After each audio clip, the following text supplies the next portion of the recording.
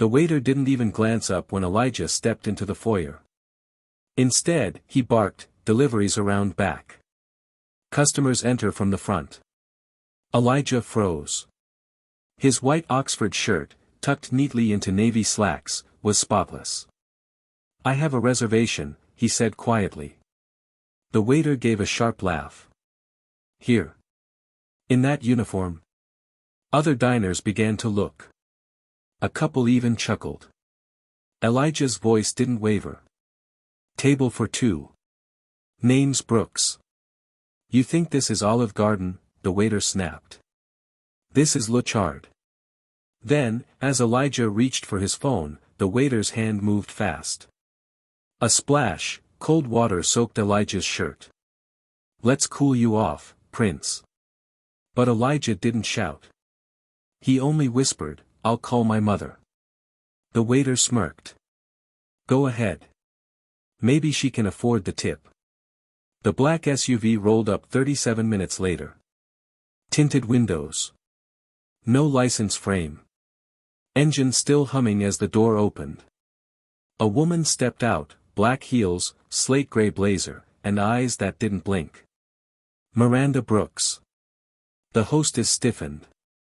"Mrs. Brooks?" The waiter froze mid-sentence. Miranda didn't speak. She simply walked past him.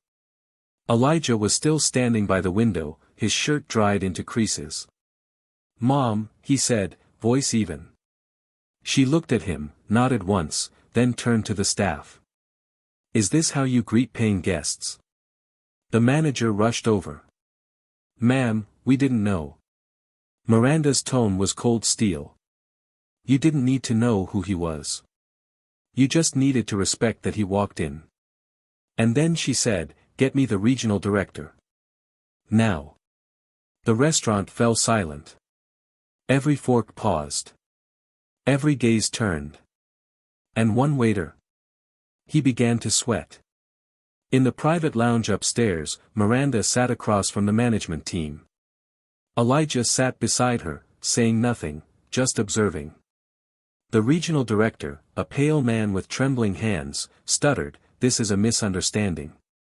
"No," Miranda interrupted. "It's a symptom." She placed a slim leather folder on the table.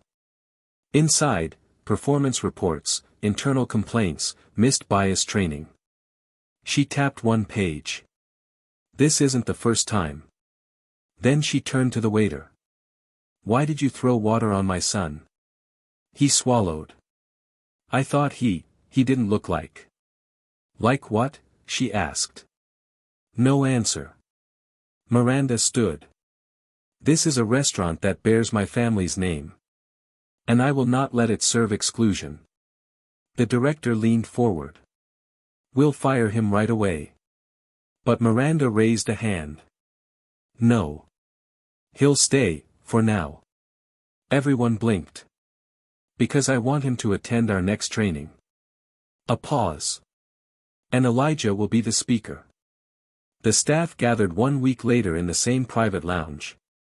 No food, no music, just folding chairs and silence. Elijah stepped forward. He didn't raise his voice. "My name's Elijah Brooks. You thought I didn't belong here. But I grew up here." He looked straight at the waiter. "My mom used to let me fold napkins in the back while she built this place." He took a breath. "You judged me for a uniform. Not knowing it was one of yours." Silence. "Then, you poured water on me. But you know what hurt more?" The room waited. "That you smiled after." He didn't cry. He didn't falter. Just stood still and strong. And for the first time, the waiter dropped his eyes. Not out of shame. Out of understanding. Weeks later, Elijah returned. This time in a charcoal suit. Not because he had to. But because he wanted to. The waiter, now reassigned to floor training, greeted him with a respectful nod. "Mr. Brooks," he said. Elijah nodded back. Not smug. Not cold. Just calm.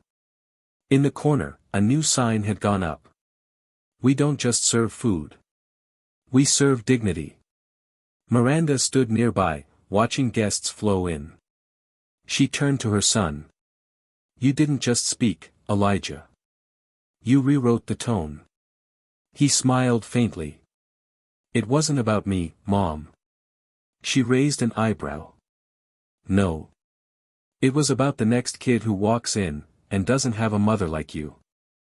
And as they walked away, past white linens and polished glass, the SUV waited outside. Not as a symbol of power, but of presence.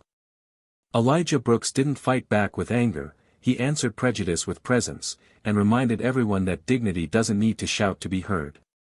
If this story moved you, share it with someone who believes in quiet strength. Have you ever been judged by appearance before they knew your truth? Tell us in the comments, and don't forget to subscribe for more powerful, real-life stories like Elijah's.